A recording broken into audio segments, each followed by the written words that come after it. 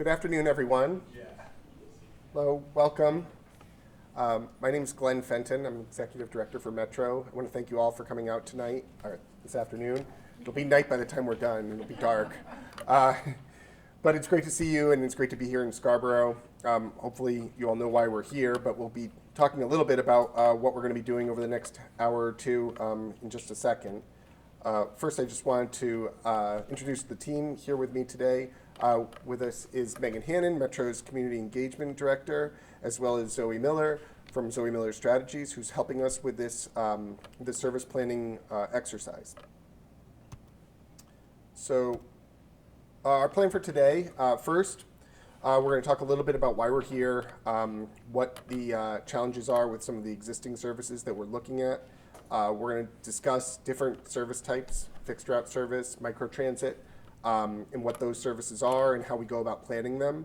And then we're going to talk about the overall project timeline and the expected outcomes of this planning process. So those will be the first steps in this process. And then there's some interactive parts where we'll be looking for your feedback that Zoe will be heading up, and Zoe can probably walk us through those. Great, thank you, Glenn. So welcome. We appreciate you coming out this afternoon on what turned out to be like a sort of a perfect fall day. You got a little bit of the sunshine coming in. So we will be doing a couple of different interactive activities at your tables. We won't make you do anything too weird.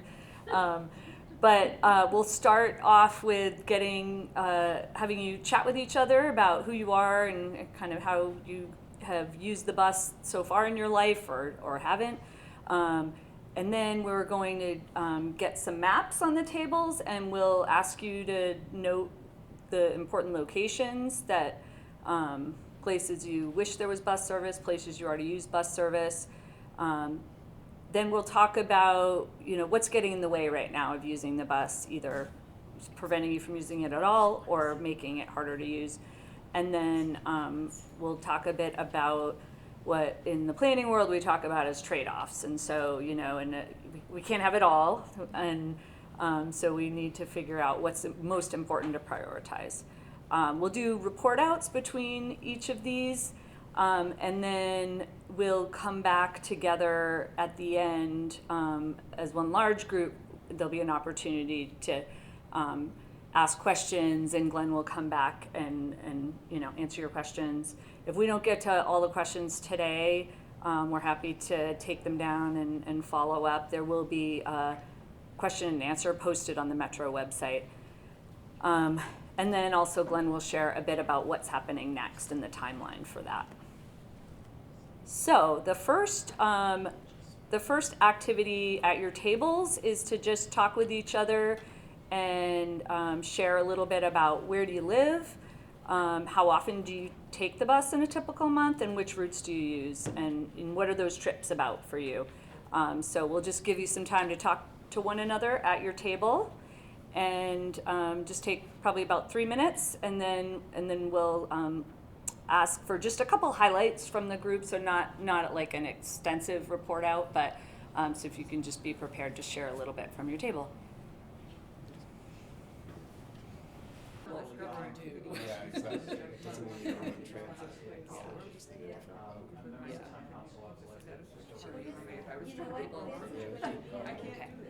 Okay. All right. So thank you very much, and I'm sorry to interrupt you. You will get to talk to each other more. Before we jump into the presentation, I just wanted to see a show of hands for a couple of questions. So first, raise your hand if you live in Scarborough. Okay, so most people, raise your hand if you live in South Portland. All right.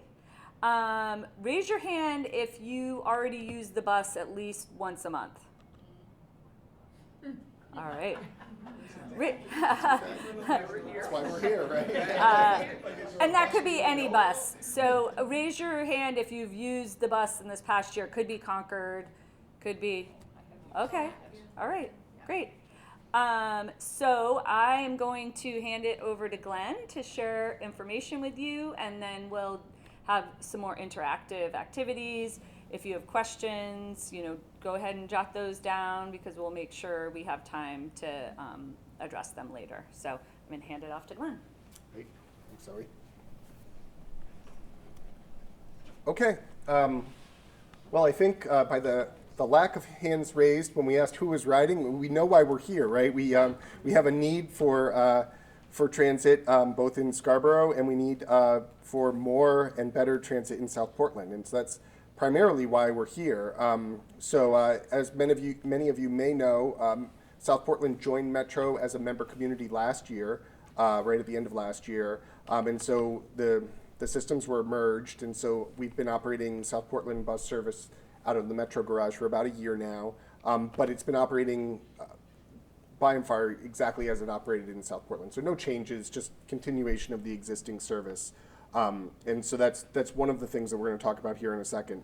And then in Scarborough, we were here back in May in front of the Scarborough Council, and your council showed interest, and I think on behalf of the citizens here, realized that there was a need for more transportation options in Scarborough.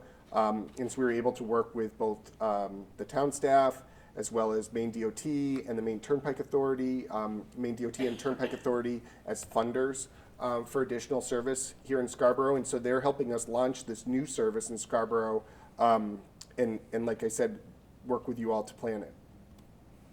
So kind of two different things going on here. So on the South Portland side of things, as I said, existing bus service there hasn't really had any significant change in quite some time. We've noticed in the year of operation that we've seen the on-time performance on the route be pretty poor in some spots where the buses are not on time, and the trip lengths are very long. People are riding the bus for a long time to get to a destination that's not necessarily that far from them. So these are part of the issues that we're going to work on getting your input on, and providing suggestions for improving to redesign the South Portland service to hopefully grow ridership, make it work more efficiently, and to better serve that community.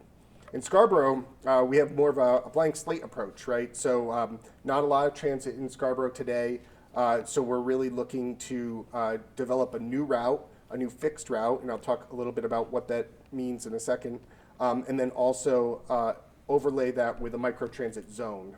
So providing two transit options in Scarborough that are complementary of one another, can be used together or can be used separately. So those are the plans for Scarborough. And as of now, our plan is to focus on this corridor here on Route 1 for the first new route in Scarborough. We are interested, of course, in your feedback and where that serves along this corridor, but that's the area we're primarily going to talk about today. And I should mention that obviously as neighbors, South Portland service and Scarborough service are interconnected in so many ways. So this new route will inform some of the changes that we propose in in South Portland. So for South Portland, we're talking about reconfiguration of the existing service to make it faster, more frequent, more direct, and just more useful in general. We want to make sure that we are not losing parts of South Portland service that are served today, so we don't want to cut any service or service to any areas, but we do want to reconfigure it in a way that's, again, more efficient and works better for that community. And most of that, I think, is centered around the routes that run across town, the 24 routes. So we'll show you a map in a second that outlines where the service is existing in South Portland. In Scarborough, we're looking to create a direct connection between Scarborough and downtown Portland that can be competitive with driving. And then we want to improve mobility throughout Scarborough, and that again can be both that fixed route service, or it could be the microtransit service.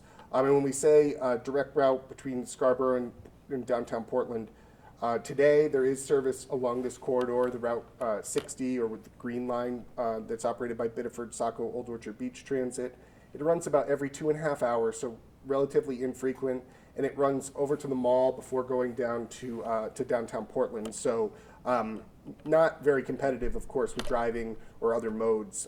It's again, kind of a longer trip and relatively infrequent at every 2.5 hours. So we're trying to get a new, faster service here that isn't necessarily meant to compete with that service. It's more so meant to provide a different type of transportation option for folks. And then, of course, the important part of all of this is that we want to, whatever changes we make in South Portland and new service that we launch in Scarborough are intended to to mesh in with the rest of the Metro network so that you get on a bus in South Portland or Scarborough and you're able to connect with any of the destinations in the Metro network, which now goes as far as Bath to the north and to Gorham to the west. So this is just kind of a sketch map that gives you an overview of the services in South Portland and Scarborough today. So you can see the Route 21, which primarily serves SMCC and runs back and forth to downtown Portland. Then there's the 24A and B, which take slightly different routes as they cross South Portland, and then both circulate in the mall, Walmart, Target area. And then there's a couple of other routes that Metro already operates, the Route 5, which serves that main mall area, and the Route 3, which serves that area and connects it to Westbrook. And then there's that Route 60, also known as the Green Line, that Biddeford Saco Old Orchard Beach operates along this corridor. And I'll just go back for 1 second here. And you can see in the upper right-hand corner the frequencies of the routes that are operating today. So you can see the 3 about every hour, the 5 every 30 minutes. The 21 is running between 45 and 60 minutes, depending on the time of day. The 24 is running every 2 hours, and the 60 is running every 2.5 hours. And those are areas where we really think we need to make improvements. Studies have shown that frequency is a major driver of ridership. People don't want to wait hours and are worried if they miss a bus, right, and it's 2.5 hours for the next bus. It's really disconcerting to folks. You know, it's different if you miss a bus and it's a half an hour for the next bus. This just shows you the corridor that we're considering for this project with the service along Route 1 and some of the locations that it could serve, the main health campus, Oak Hill Plaza over here, the Downs, the VA clinic on West Commercial Street. So that's the concept of the route that we'll be looking at, but again, nothing has been decided yet. And we're thinking that new route will operate at least at 45-minute headways. It could operate more frequently, depending on how many destinations it touches. And we'll be talking about that as we get into the exercises here in a second. So first, what we want to do before we get your input is turn you into a little bit of amateur transit planners, okay? So what we want to do is just give you some of the ideas, the things that the industry has told us, and what we've learned from years of operating transit service are very important decision points when planning routes. One of the most important things when looking at a new route, and this is why we find ourselves looking at the Route 1 corridor as the first new service in Scarborough, is density, right? Density is really important to support fixed route transit. And so fixed route, when I say fixed route, those are your buses that are going on a very fixed route, same route every trip, stop to stop along a corridor. Those services can really only be efficient if you have enough density to support them. So they don't work well in rural areas. They don't work well in areas where destinations are very far apart. They do rely on a certain level of density in order to be successful. And that's why, again, this corridor has been identified as the first place to launch service. So when we're talking about destinations along that route, one of the next considerations we look at is speed of service. And so you have frequency and speed. These are the two things that drive ridership the most. How often does the bus come, and how long does it take me once I'm on the bus to get where I'm going? Again, in many cases, we're competing with people driving single occupancy vehicles. So in order to get people to get out of cars, a lot of times, just a couple of minutes in addition to their trip can really make the difference between someone riding and not riding, especially in Maine winters. It gets even more challenging to ask people to do that. So we're very thoughtful as we plan routes about keeping them quick, direct to destinations, and again, making them operate as frequently as we can.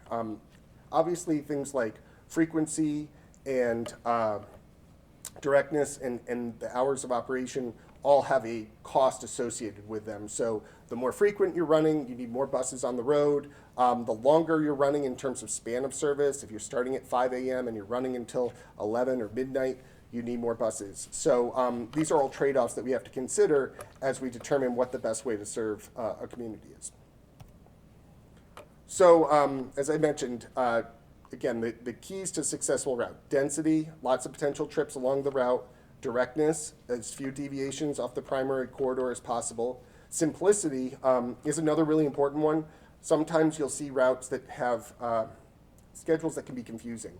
where a route says, well, on this trip it goes over here, but on this trip it goes over here, and it serves this plaza, but only on these 3 trips a day, and we don't go there after 5 p.m. Those types of things are barriers to people riding transit. When you make a schedule, you really want to make it as simple as possible. We can't always do that, and there are times where there are good reasons to make those exceptions because a certain destination may only be open during certain hours. So, we could use the main health campus here as an example. If the campus isn't open after, say, 5 p.m., and I don't know what time they close, but let's say for our discussion, if they close at 5, and folks, again, are trying to get back and forth to Portland, and we're not picking anyone up or dropping anyone off, and we're traipsing through their campus, we're just slowing the trip down unnecessarily. But on our schedule, we have to be clear with our riders about what's going on, right? So they're going to see a time point for main health and say, oh, well, I thought I could get there. Oh, well, this trip doesn't go because we don't go after 5. So these are the kinds of things when we talk about simplicity that we really focus on doing everything we can to make it very easy to ride. And then walkability, of course, is the last and one of the other key factors in terms of citing bus stops and citing bus routes. So, it can be great to have a bus route along a busy corridor, but if folks can't actually get out to the bus stops, if there isn't enough sidewalk infrastructure for them, if there isn't access into shopping plazas or neighborhoods, that can become a major barrier. And we'll talk when I get to the portion about microtransit, about how microtransit can help in that. That is one of the major things that microtransit can assist with is areas that have less pedestrian infrastructure.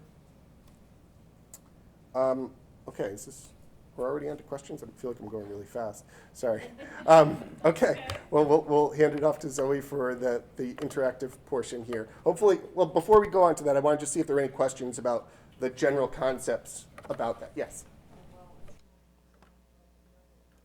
I do understand the point you're making about density. You just, because we're reporting, so you don't. I understand the point you're making about density, but 3 of the people at this table are also. So right away, they're not on the route. Right. So, and that's where we're going to get into what microtransit can do and how it can connect you to both destinations in Scarborough and also connect to the route.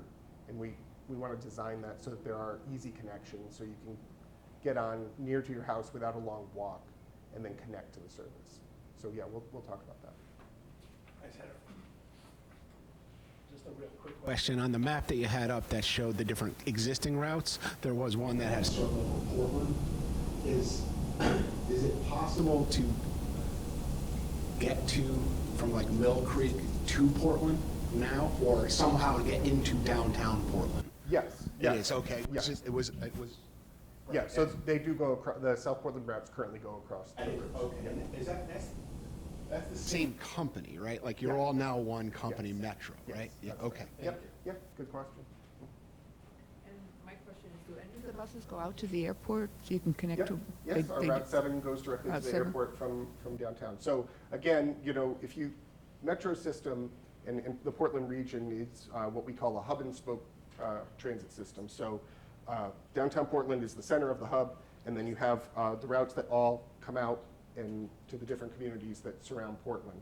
So most of our service, and getting to the Jetport's a really good example, are designed so that if you wanted to get there, you would ride here to downtown, you would transfer, and then you would get to your destination, the So if you Jetport. already live in South Portland, you have to go into Portland to, Well, yes and no. You could also connect through the mall because you can go over that way, but yes, you would connect because it wouldn't be direct service. So, yep. Okay, so we are going to bring maps to each table, so I would just ask if people could move some of the items out of the way. We have markers that'll go with each set of maps. And we want to know, where do you most often begin trips? And so for a lot of folks, this is going to be like, where do you wish you could begin a trip, right? So if it's a wish, it's a D. So that's a, sorry, no, I'm going to start over. Places you want to begin a trip, whether it's where you already ride the bus from or wish you could, is a B. Places you'd like to get to is a D. So begin, places you want to begin, places you want as a destination. And yeah, we'll just keep it simple. So don't just, B is where you want to begin, D is the destination. If you have additional thoughts that you want to write on the map, please go for it. Don't worry, these maps are for you to write on, so don't worry about marking it up. So for instance, if there's a place where you think it's important to know, I want this to be a place to catch the bus. Right now there's no sidewalk, write that in. And if you need to write or draw an arrow and put words in another section, that is fine. Get as messy as you want. So there's one map that has Scarborough and South Portland and doesn't have routes. There's another map, and let's switch and put this one on top. So there's another map. Sorry, I need your help there. Thank you. Of Scarborough that shows the proposed route, and this is not fully decided. This is just for consideration. And so I think, for instance, the question came up, what if you live in a place that is not within walking distance of the route that's shown here? Put that B where you actually are, and if it's off the map, you can write a B and do an arrow. So one of the comments I saw made was, you're gonna Here, this is to pick up the audio. It's not going to amplify, so Right. still talk. So one of the comments that was made on there was that service would start north of the marsh. I live south of the marsh. Yeah. Yep. So make sure you write that down, because this is still we're in a planning process, right? And nothing is decided. If everyone is south of the marsh and we need to get there, then we got to go there, right? So. Okay, so I'm going to interrupt you, sorry, but we are going to invite a couple highlights from this conversation. So again, not like a full report out because we do have your maps, but we'd love to hear, maybe something that you found in common with folks at your table, or just something you want to share. And remember, still speak nice and loud because this is not amplifying, it's just catching the sound. I'm just here to learn what's going on and what you'd like to do, because I think it really is important to have public transportation offered for the growth of this town. And I'm just interested in that whole subject. In looking at the map that shows a potential route, I'm wondering why Dunstan is considered an option versus just part of the route. And also looking at, it seems it will best serve the Downs and Maine Health employees, or Scarborough residents and Maine Health employees. So my question is, I lived in Boston for a while in Charlestown, and Mass General had their own shuttle service to take people into Boston. So, and is it Megan that I was just talking to? She explained that Maine Health provides, I guess, passes but my question is, and I'm going to look at Corey, because I don't know if you've divulged that you're on town council, but I was just, yeah, okay. Well, so, and I know that there is Metro money for this, I know there's federal money for this, and then I think the number 60,000 that Scarborough is kicking in, at least for a first year pilot program. So I guess my question is, why are we not getting funding from Maine Health and the Downs to help underwrite this service? Or can we get funding? I should put it in a more positive way. We're not quite in We should question and be answer, but I'm looking happy to to get jump in. funding. I don't know if Yeah. do you want to hold questions? Do you want me to I could just answer that question, maybe. Sure. It's a good question. So, although as Megan mentioned to you, although Maine Medical doesn't directly fund our service, they offset the cost of operating the service by funding the trips of their employees. So we bill them monthly for their their employees. They show their IDs, and then we record those fares. And just to get a little bit deeper into how our finance model works at Metro, so we have a lot of different funding sources, federal funding, state funding. We get obviously fare revenue, and we have a certain amount of funding we make from advertising. And so we apply all of those funding sources, and then what's remaining becomes the municipal assessments. And so we take that, and that amount is based on the amount of service within each community. So it's really how much service you get is what you're paying for. But the actual cost of that is determined after we offset fares. So, for instance, I'll give you a really easy or good example on this is University of Southern Maine has a pass program with us as well. They have obviously their Gorham campus, so we had a bunch of rides, thousands of rides from the college on the campus. Gorham's a member community for Metro, but the cost to operate that service, the Husky line, which runs into Gorham, the cost to Gorham is reduced because we apply the fares that are in Gorham to Gorham's bill before they pay. So having high ridership destinations along your routes is advantageous to the communities, and that's how they offset. We do have some arrangements where there's direct support. Typically, direct support has to do with a route doing something it might not do otherwise, right? In this case, the corridor we're looking at, Maine Health, is right along the corridor, so it makes sense to go there, or it may make sense at certain times of the day, it may not. But that's how they help offset the cost. Okay, so, and if I understood it right, is it possible or something to think about to use the Gorham model? That if you're looking at the ridership that's generated from the Downs or generated from Maine Health, and if that can somehow offset the Scarborough's share, that would help the rest of the taxpayers in Scarborough to fund the service, as opposed to just it being a line on the town budget every year. Yeah, it absolutely, that's how it works. So the more people on the bus, the less you pay for the service. And that kind of goes back to what I mentioned earlier about, focusing on the areas that we know are going to be the most successful in terms of density. So it's really the most productive routes are the least expensive routes to the communities in which they operate. I want to see a spreadsheet. Yeah, it's I hard. can show you. It's a little tricky to wrap your head around. Yeah. So a couple, let's say 2 folks from each of the remaining tables. I'm sure I can start, and I feel compelled, since we opened the door on talking about funding models, to follow up with a sort of different perspective on that, fully appreciative of everyone's opinion. One is, there's way more employers and employees along Route 1 than Maine Health and some of the businesses at the Downs. For instance, Abbott has quite a few.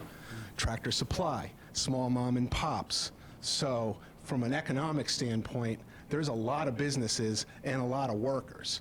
So I like your model, or the way you described it, which says the larger employers can have a pass program or offset it, and therefore it is, in a way, subsidizing the taxpayers, if you will, or at least taking their cost out of the model. Right. So that's really important.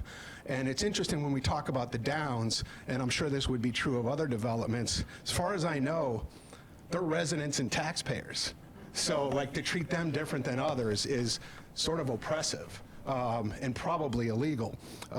So whether you own a house there, or where I used to own a house in a large single-family development that had been there for many, many years, we're still taxpayers and we still deserve the same cost and benefits. So differentiating doesn't make any sense like that, or calling out certain businesses as having to pay more is not something that I would support. And it is, and my final comment on that is, it is public, and there is public good to it. Just like I don't fund because I got a kid in the school, but the minute I don't pay.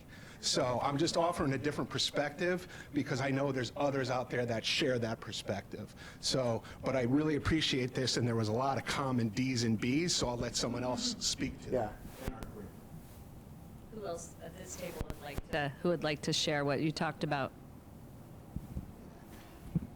Thank you. I'm a newcomer to Scarborough. I moved here in March, so my perspective is different. But collectively for our table, I think we were focusing on some very common destinations, and many of them were up and down Route 1. Some of the conversations were around how do we get to that spot, you know, from where we live or where we would live, or from, you know, whether it's a micro service would be helpful. And then personally, I added a couple of things that are more, I know it doesn't meet the criterion for frequency or reliability, but things that are event-related, like at Thompson's Point, where parking is $60 bizarrely for an event. Or I'm from Boston. I just moved from, and I don't pay $60 to park. That's weird. But or Merit Auditorium, you know, if you belong to the Portland Ovations, you go there like twice a week.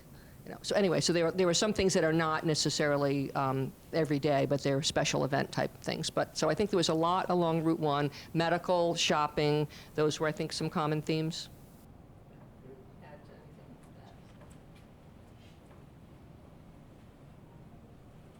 Who would like to share for this table? I can start. I think Gail has a lot of good perspective also.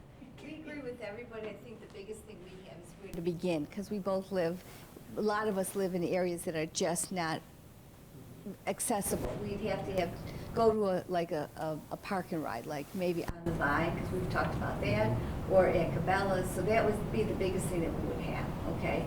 And then the other thing we have is, I think someone had an issue about cost, how you pay, you know, whether you can go online. If you don't have a phone, you can't do the app. What other forms of pay can you do? And then the other thing is destinations. We had a couple for the airport, you know, and downtown Portland. We thought that was a really good destination. And then, you know, like Walgreens and the library and the community center. So I think we had a lot of the same things. And I agree with Jim. Even though I don't have children in the school, that doesn't mean I didn't vote for the bond. I did, because I do. I think that's a valuable asset to this community. Gail, would you like to hear the community service or no?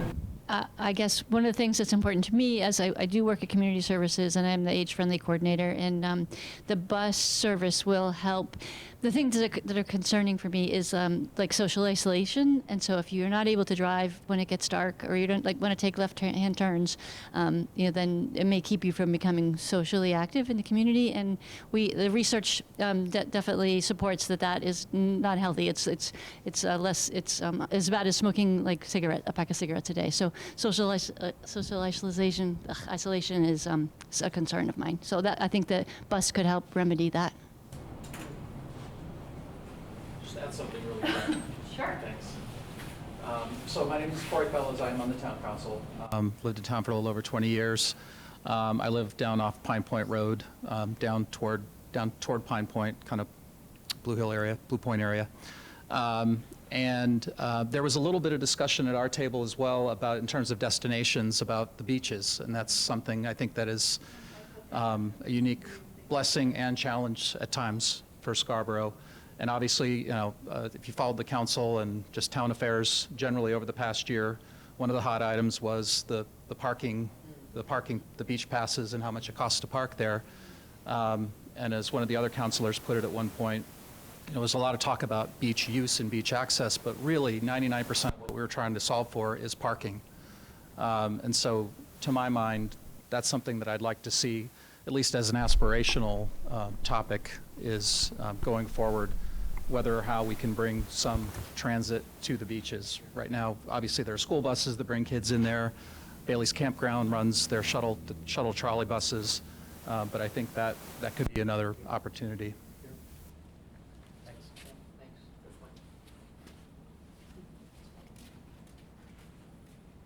Yeah, and excuse me, I don't know this gentleman's name. I just wanted to, Jim, thank you. I just wanted to respond to you.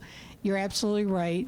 People that live in the Downs have the same, you know, should have the same benefits as everybody else in town.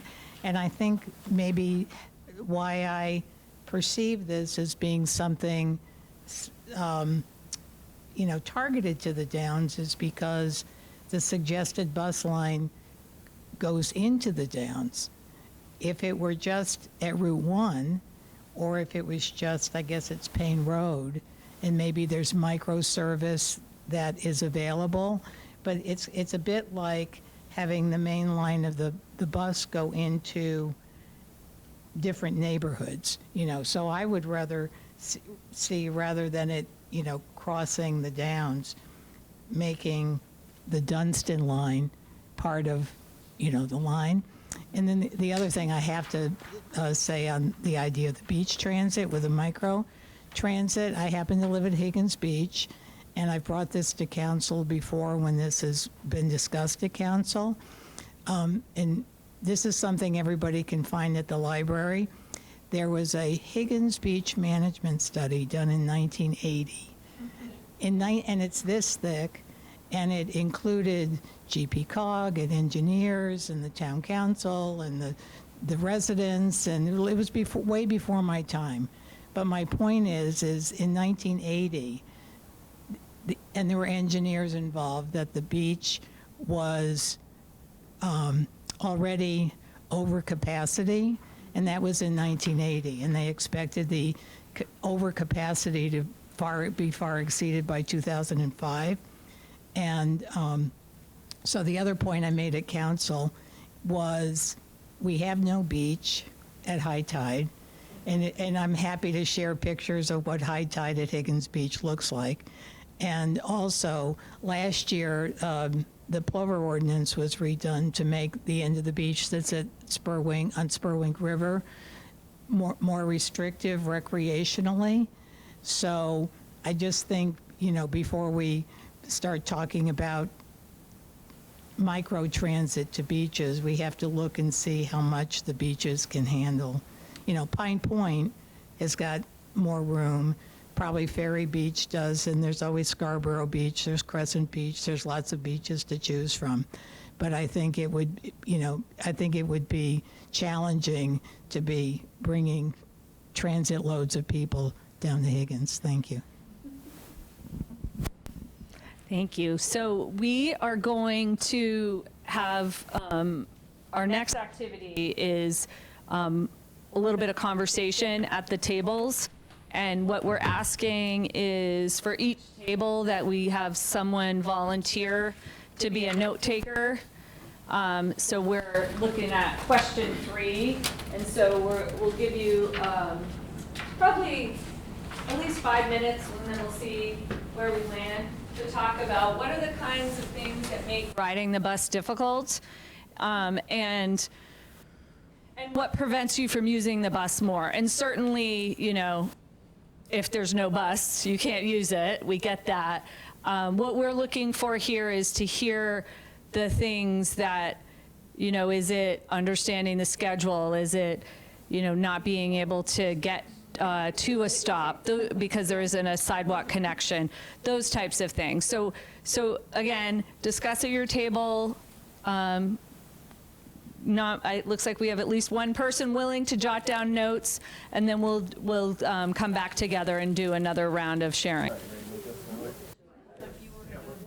Okay, we're going to invite some highlights again from your tables, and we'll start. How about we start at this end this time? So we'll invite just a couple highlights from each table, and I see Gail is ready to share. Do you want me to do all of them or no? Not all of them, just like a couple points, key points. Okay. What kinds of things that make the bus riding difficult? For some of us, it's the distance from home to the bus stop, and also lack of sidewalks. So it's a couple-mile walk, and then there's no sidewalks on those roads. And then also just confusion about how do you even use the bus, like how do you pay? Like how do you, we don't, and communication itself about the bus routes, how to find that information. What prevents us from using the bus more frequently is that it is not frequent enough. It's easier to drive your car. And then also the distance between the hubs for transfer. For us, most of us, we'd have to drive to Saco or Portland to get where we want to go to transfer.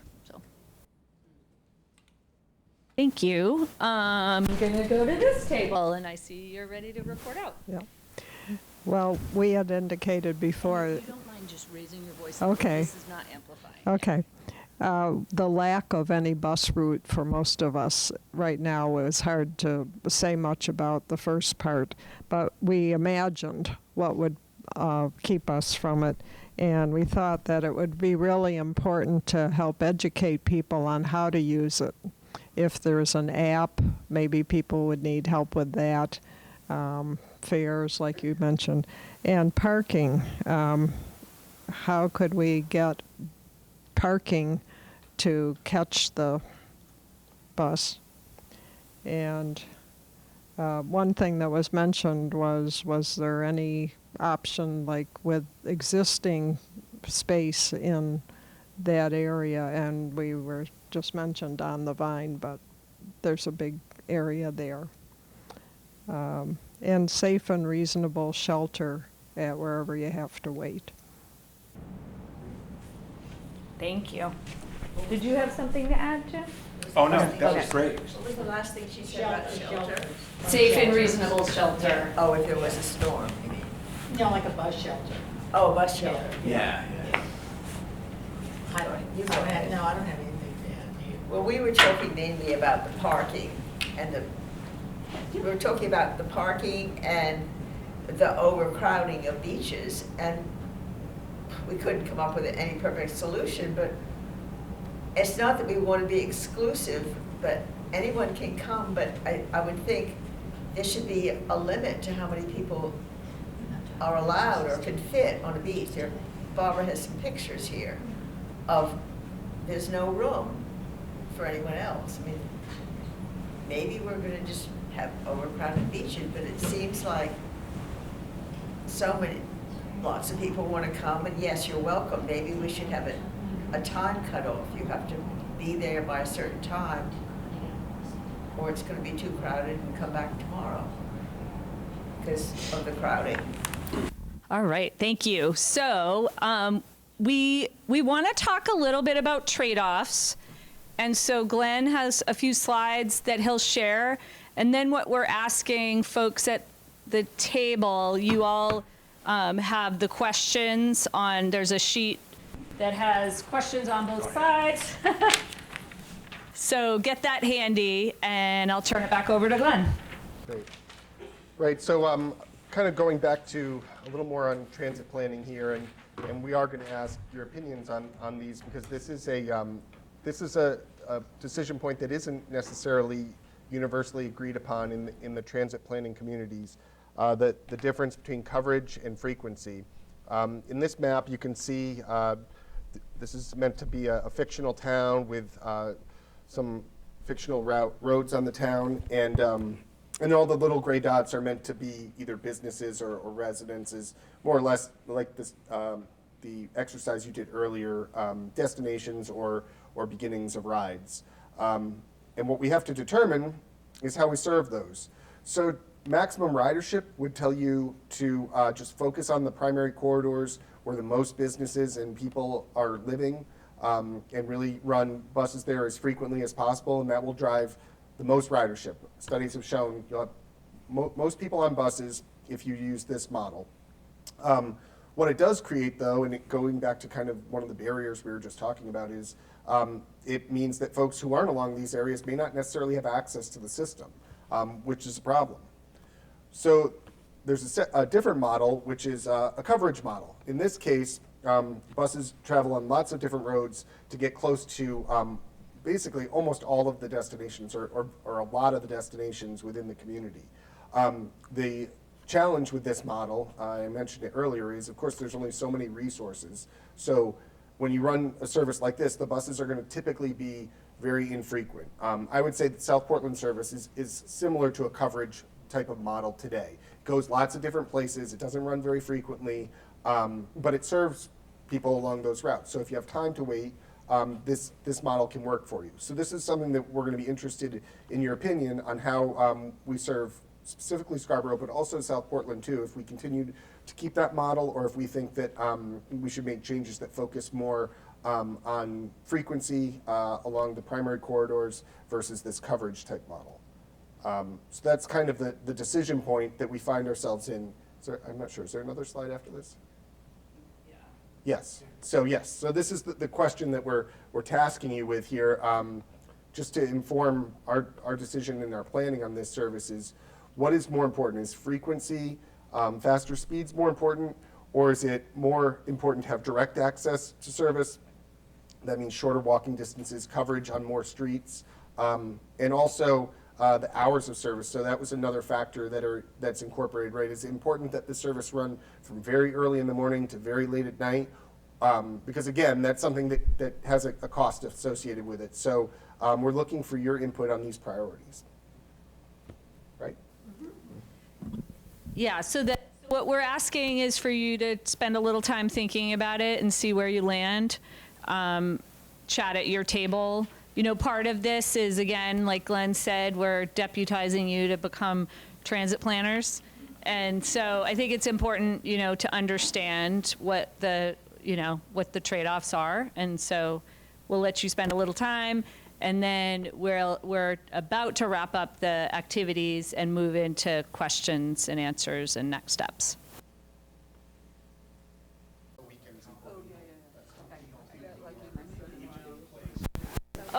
This is our final report out, and I'm going to start with the table in the middle this time. So I'd love to get one person from this table to report out briefly on where you were at. You had good articulation.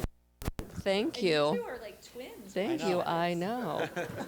Did you get Isle of Eastleigh or Isle of Moore, somewhere? Okay, so we actually had a pretty robust conversation, and I think we came to a good consensus without any bullying, that we felt that density and frequency were really important from the get-go, because it has to be successful first. You want to have a positive spotlight on it, you want to have good marketing communications about it, and you want it to be successful, high volume. Your metric of success is going to be volume and frequency. I mean, volume of, ridership, not how far and wide they came from.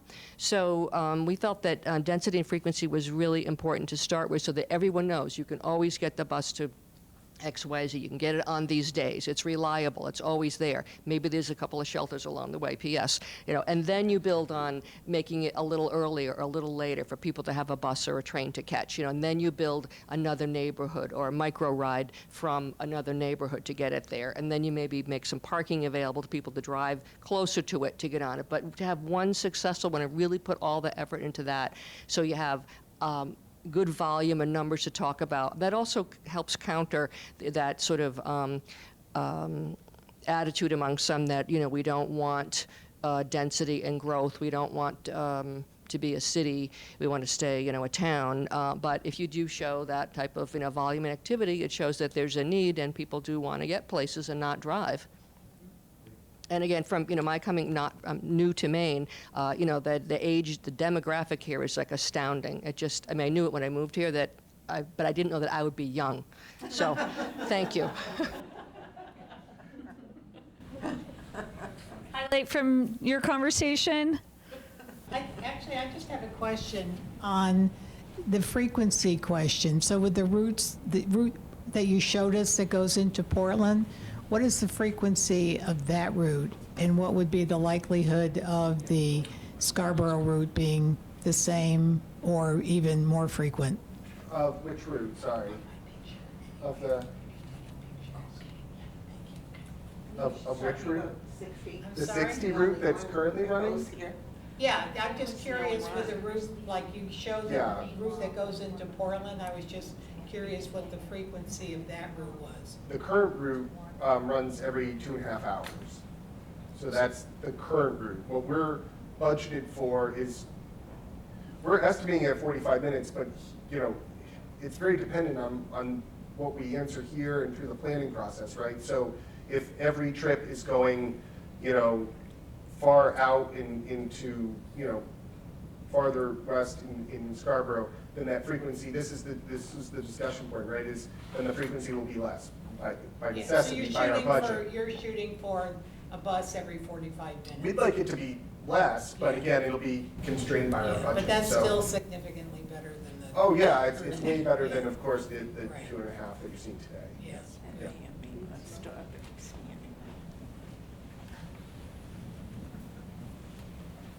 So we didn't have, we weren't contentious. We were thinking that the max amount for frequent service is, 45 to 60 minutes, that wouldn't deter us possibly. One thing that we would want to consider about with the addition of a 40 to 60 minute wait is like, are we outside? Is there a bathroom? Those kind of things. Our most important things for us were direct service to key stops.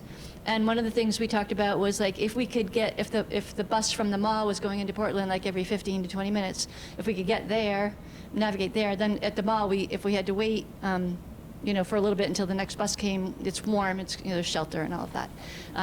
So direct access to many destinations is less important. Direct service to key stops is important. And then the length of service, especially in the evening, so that one of the things that people are interested in doing is attending, cultural events in the evening, concerts, plays, and that sort of stuff, even at the high school, but I'm in Portland and South Portland, so longer service for us on that end. Were there any tables that talked about weekend service? Was that a priority for anyone?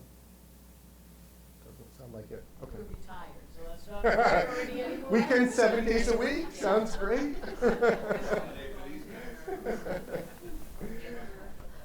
Okay. So I'm going to spend a few minutes on microtransit. And we didn't do any exercises around microtransit. And one of the reasons for that is because the great thing about microtransit is it's already very responsive in the nature of the service, and I'll talk about that here. When we set up the microtransit zone, we'll be starting with a zone that we estimate based on the feedback you've given us on origins and destinations throughout the area. But we can adjust it really quickly, and we have in Falmouth as we launched this service last year in Falmouth. We get calls for service, and it's so responsive to the point where we've had people call and say, well, I'd like to get on here, but there isn't a stop. And so our planning directors, hold on a second, and then there's a stop. So that's why we didn't necessarily do any exercises around microtransit, but your feedback will definitely feed into the zone that's laid out for the initial microtransit, and then again, we'll adapt that zone based on the feedback we hear. So just on microtransit a little bit, for those of you who maybe aren't real familiar with it, microtransit is public transit. It's demand response, so that means it's not like a fixed route where it's coming by on a regular schedule. It's coming to destinations based on a call for service. And that call for service can be a phone call, it can be an online booking, or through our app, it can be booked. And the way that it's designed, it's similar, in some ways to an Uber or a Lyft, where it's coming and it's picking you up and bringing you to a destination. The differences are it's a shared, or could be a shared trip. So if you call for a ride and then someone else calls for a ride, and they're along the way, the system algorithm, right? I'm not sure how it all works behind the scenes, but it works. It will route it along, and it might pick up someone else along the ride and then drop you off at your destination and the other person in a logical way. So you may be the first one on, the last one off. You might be the first one on, the first one off. It all depends on how you're traveling. So that's what makes it a little different from some of those other private networks that you see out there, is that it's not a direct one-person ride, and that's what makes it more efficient as well. The other thing is that it doesn't do curb-to-curb service, so we don't necessarily pull into your driveway and pick you up at your house and drop you off at in front of the destination that you're going.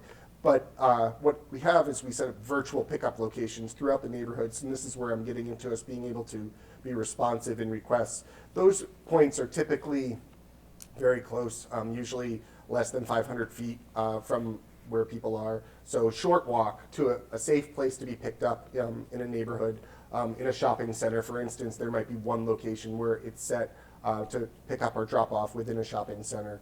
So that's what makes it a little more efficient, and makes it also faster by not having to pull into individual driveways. But it can still make those walking distances really short. And this is one of the things that microtransit solves. And we talked about barriers today, and we've talked about walking to bus stops and pedestrian infrastructure as being barriers to riding. Microtransit allows you to get beyond those barriers. So we were talking about the different service areas, and where the route is finally determined to be, if one of those legs or a couple of those legs on the map don't necessarily materialize, microtransit will be able to pick up those zones and bring people out to the actual fixed route service, again, at smart transfer points. So it's not meant to replace fixed route transit.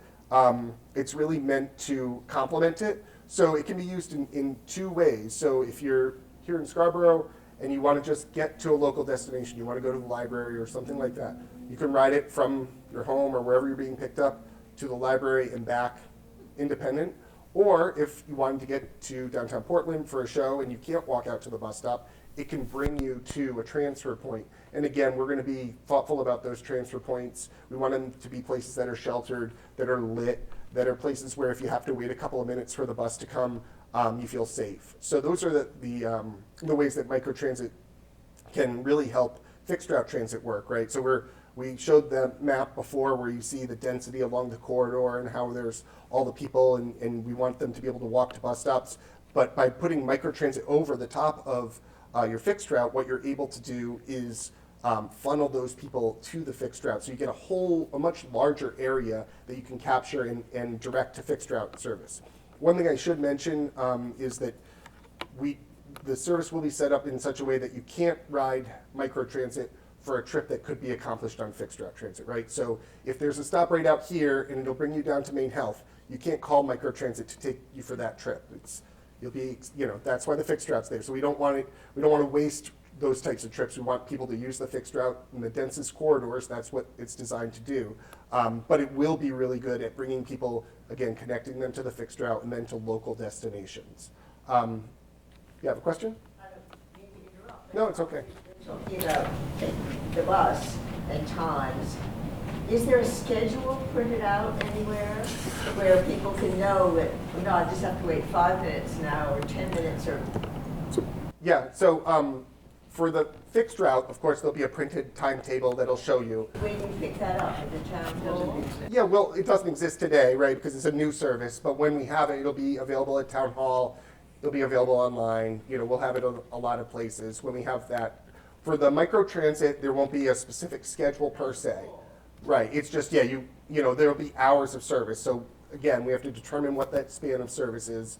Let's say it's 7 a.m. to 10 p.m. And any time within that time, you can call and get request service. I just want to get an idea of where the schedule Sure. was, where it was. Yeah, and we're really at the infancy of designing the schedule. We'll be back in the spring having more public information sessions. They won't be necessarily planning sessions like this, but it'll be more about this is the span of the service, this is where you can get information. We'll have a lot of information then, and doing a lot of education on how to ride the bus. This photo here is of our microtransit van that we operate in Falmouth. So about up to 9 people can ride on this. It is equipped to secure one person using a wheelchair. So it's a really accessible van. It's also a single step in, which is really nice. No stairs to go up to get into the van. So it makes it very accessible. This is just a picture of what the microtransit zone looks like in Falmouth. This zone, you can kind of see it in the lines here. I'll point it out, but over here, this was the original zone. And when we launched it, we ran it for about 3 or 4 months, and then we were finding that people were requesting who were outside of the zone. And we didn't have so much demand that we thought it would be, make wait times really long, so we added this section first, and then this larger section we added just a couple of months ago to really expand to cover almost all of Falmouth. And when we moved into West Falmouth, we were able to make another connection. These are the 2 fixed routes that serve Falmouth, Route 7 and the 9B. So we were able to connect them to a different bus route, which got them to a whole bunch of other destinations within our system. We'll use a similar approach in Scarborough, where we'll begin with a smaller zone where we have most of the input, and then as we get demand and requests, we can expand. The trade-off on microtransit, we talked about trade-offs in fixed route transit. Microtransit, your trade-off with your zone size becomes your wait time. So you can make your zone as big as you want. You could cover the entire town, but it might mean that now you're waiting an hour, right? You call and it's an hour because the van's way on the other side of town. It's got to drop 3 people off. So, and again, you know, there's an opportunity to add additional vans to reduce that wait time. We're right now budgeted to have 2 vans on during peak service and 1 van at off-peak times. So we'll be considering that as we start to increase the zone size and add these dots here are the virtual stops within the service area, and we can really put as many of those as we want. So you know, we really rely on getting a lot of feedback from riders about where they need to be picked up. We do, you know, obviously we start with our own best guess at where people are trying to get to based on what you've provided us, based on what businesses are already in the area. But then we did make a lot of adjustments in this service as we went along. And again, like, since it's not like fixed route service where there'll be a bus stop sign and things like that, we can be very responsive and add things on the fly quickly. Just for clarification, because you're right, the micro transit piece of it's a little confusing. So will you come up with a micro transit, maybe route's not the best word, but area?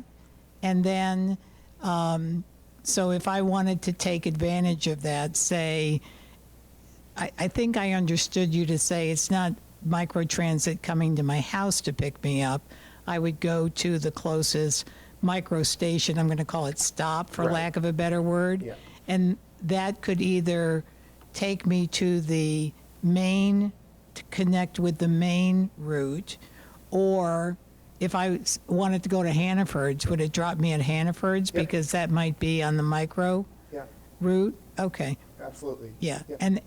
and also, and that was what, $2 a ride? Is that what we were saying? Yeah, the fare is all the same. It's $2 a ride currently.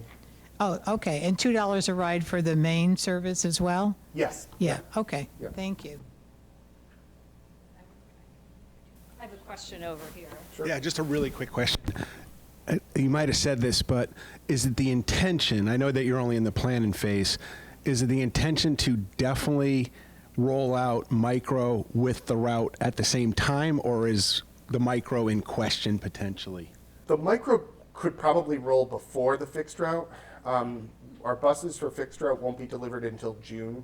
The lead time to get micro transit vehicles is much shorter. So it'll mostly be driven by the completion of this planning process. We're a little cautious about launching micro before fixed route because we really want people to get used to using the fixed route for the reasons I said before, which is, you know, if there were no fixed route, then you could make the case, well, then microtransit should take me from here to Maine Health. So people ride that for a few months, and then we put in fixed route, and they can't do it anymore. So we haven't figured that part out yet. We want to get it launched quickly, but at the same time, we're thoughtful about waiting until everything works together. But it wouldn't necessarily be an issue. You could launch it without. Oh, that's great. Thank you. I think that's talked about that. Okay, yeah, timeline and process. Yeah, so I think if you wanted to go into this, and then we'll do the Q&A, and that way, if people are ready. Yeah, this may raise questions, and then we definitely have time for questions after that, and then after this, we're good on time, right? Yes. No clock in here. Okay, so here's our approximate timeline. This kind of follows with what Jim just asked. So we're wrapping up our public process here. This is our last public meeting. Over the winter, we'll be taking all of the input we've gotten from here, also from our survey, which if you haven't had a chance to fill out our survey, do we have information on that here? Yeah, please take that with you and fill that out. So we'll be gathering all of that information and be coming up with a preliminary route and schedule over the winter.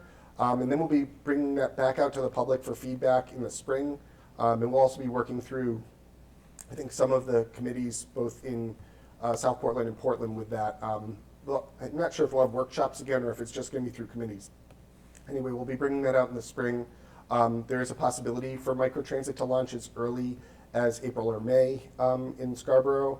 And then the fixed route service we expect to be ready to launch in July or August, with South Portland stuff kind of following behind that. So we'll be working on the South Portland service changes as a recommendation for calendar year 2027, getting those approved through Metro's budget process, which is in the fall, with a plan to launch them early in 2027. There's a possibility that microtransit could launch earlier than that in South Portland based on how it rolls out here in Scarborough. That's all I have. We have on here, if you have questions that you come up after this and you'd like to reach out, feel free to email planning@gpmetro.org.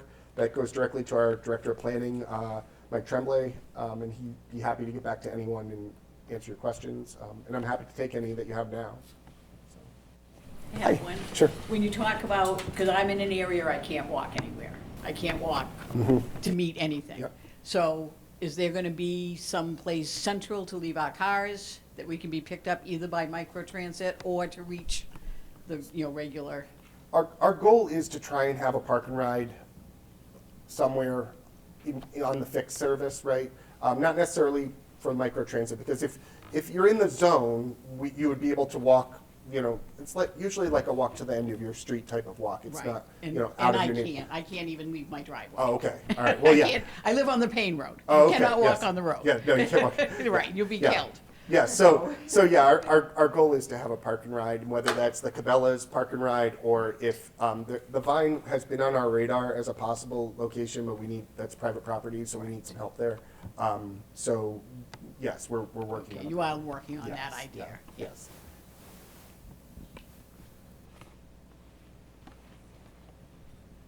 So what sort of data or feedback will you be looking for as you think about the possibility of extending further down Route 1, like to Dunstan? And is it possible that microtransit requests might serve as some indirect indication of demand? It's a really good question as to whether we launch with micro there and then see if there's, because you're right, you could find yourself at a point where you say the micro van is just going back and forth to this, Dunstan being a good example, Dunstan Corner, repeatedly. We should just be running fixed route service, so you can use it that way. I think at the beginning here, we want to try our best to estimate where the ridership is and then put the service there. I think today, I heard a lot of feedback that there was demand for that. We have heard from the Downs that there's interest, obviously in that, and then the Cabela's location, those are competing. The thing that we mentioned a little bit on the planning side of things was that it would be difficult to serve both and have the trip be timely, right? If you're getting on at Dunstan Corner, you don't want to go to Cabela's in order to get to downtown Portland. People aren't going to get out of their cars to do that. Somebody who doesn't have a car might, so that'll be the challenge is determining whether there is that tipping point to get there. Yeah, and as Karen reported out earlier, certainly at our table, there was a strong consensus that the first priority is to establish credibility with a really basic, streamlined service. That was a great point, and that really is. I mean, the whole process or initiative could be short-circuited by poor performance, right? If we try and do too many things at the beginning and you try and be all things to all people, we will fail, and then ridership will be low, and then people will rightfully be saying to you, like, why are we spending taxpayers on this?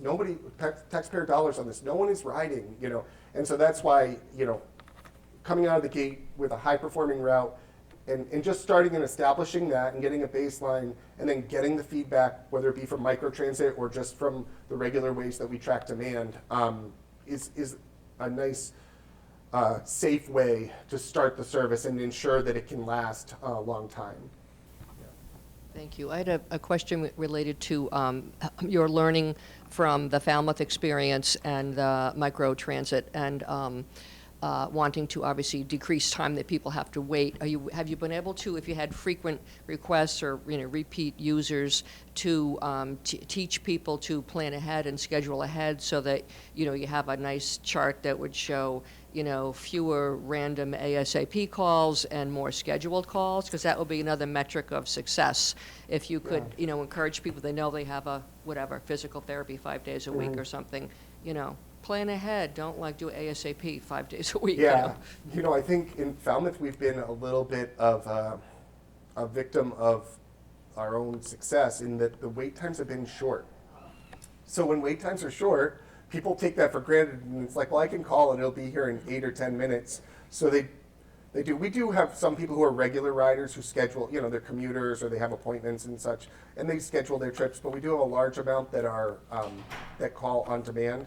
But as of now, and the route's still new. It's only in 11 months it's been operating. So I'd like it to be the way you're describing, where people are finding that, oh, I called and now it's going to be 20 minutes. I wish I had scheduled ahead. I knew, because I think that will make the service work better for everyone. But it can work both ways. It's designed to work on demand, and schedule as people call. Yeah, thanks. This was very helpful. The two questions. One is, first is a question, then a comment. On the question, so we were talking a little bit about how there is limited but existing Old Orchard Beach and Saco transportation, and it comes down Route 1 currently, but very infrequently. So will the planning be somewhat coordinated so that it could potentially be, even if you don't expand yourself, we could at least connect to that reasonably? Yeah, the plan is, and we're going to meet with the folks in leadership at Biddeford, Saco, Old Orchard Beach Transit as we get into the next phase in the schedule here over this winter. We want to talk to them about a few things. One, coordinated transfers. Two, there'll be a question for them, and this is for them to decide, but if we're duplicating some of their service here, do they want to continue to operate that, or might it make more sense for us to connect somewhere, them to handle service to the south, and us to handle service to the north? And going back to what we've talked about, if you think of a scenario like that where they don't have to go all the way to the mall and into downtown, then that gives them the ability to run more frequently than every 2.5 hours, right? So if Metro takes up that service and they're just running service to the south and connecting at some point here in town, and I think that's still important service, right? There's still people who live in those communities to the south who want to get to Scarborough and points north, and there's people, I'm sure, here in Scarborough and in South Portland who want to get down to Saco and Biddeford. So you don't want get rid of the service, but you want it to be coordinated. So we'll be working with them. At minimum, we want a coordinated transfer point. Again, thinking about places where people can transfer where they're out of the elements, and where our schedules make sense, where the last thing you want to do is have our bus coming in and their bus just pulling out, and vice versa. Thank you. No, that's very helpful, because it's interesting, because I used to live on the Oak Hill side, if you will, of Route 1, right, and for 24 years or so. And it was funny because more of my interactions were towards South Portland. Right. Now I live on the Saco side of Scarborough, and like so much more of my interactions are Scarborough Biddeford, right? And so it's nice to know that that's being considered. Yeah. My final comment is we talked about this earlier about like some of the density and therefore like working with the employers. So I would just encourage you that so the big employers are obvious, like your Maine Med and your Hannaford's and so forth, and your Abbott, right? Those are significant employees, right? And then if you look at the Downs as a whole about what's coming there, that's another bunch. But there are quite a few employees along that entire corridor, and I guess I would encourage you to like take into consideration workers and therefore the businesses. And I guess it's the question is like, they're not necessarily going to show up to citizen events, like, right, because they live elsewhere. Right. So is there opportunity for like work with the chamber or SEDCO or others to be able to get the worker experience that's not only about Maine Med? Right. Yeah, I think that's one of the major things for us will be making sure that we're doing a lot of outreach to all the businesses along the corridor. We offer pass programs of varying sizes, even to small employers. We'll offer ways for them to subsidize their employees' transportation. So that'll be one of the things that we'll be selling, so to speak, to businesses along the corridor here, saying that, you know, this is a new way for folks to get there, especially if a business might have limited parking and they don't want their employees necessarily driving. They may want to incentivize that. And it also just opens them up to being able to hire folks that don't have cars, which is really huge. I know that there'll be interest, like from Market Basket, that'll be something that they'll be interested in as they hire a lot of, you know, teenagers. And I would just add that the survey is open through the end of the month. So I think that's a great point, that we can do another push and we can make sure, if it hasn't already been shared by the chamber, that it is.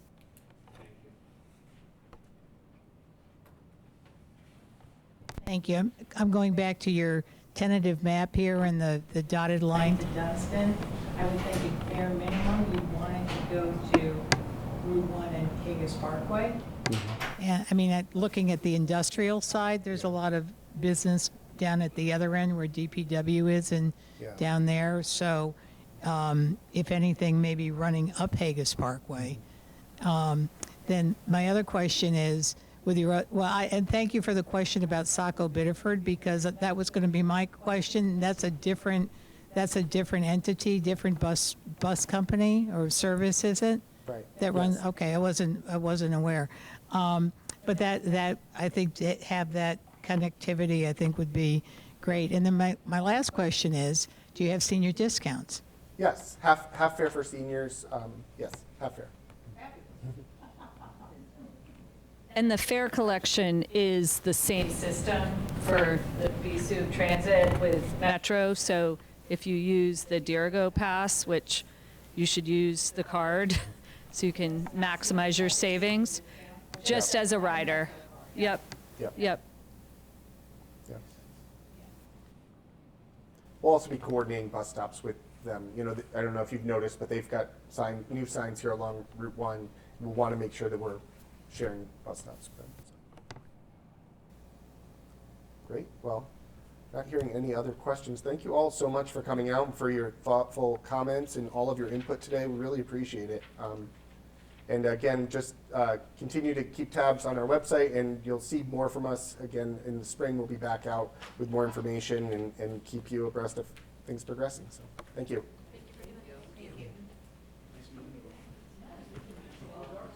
Yeah.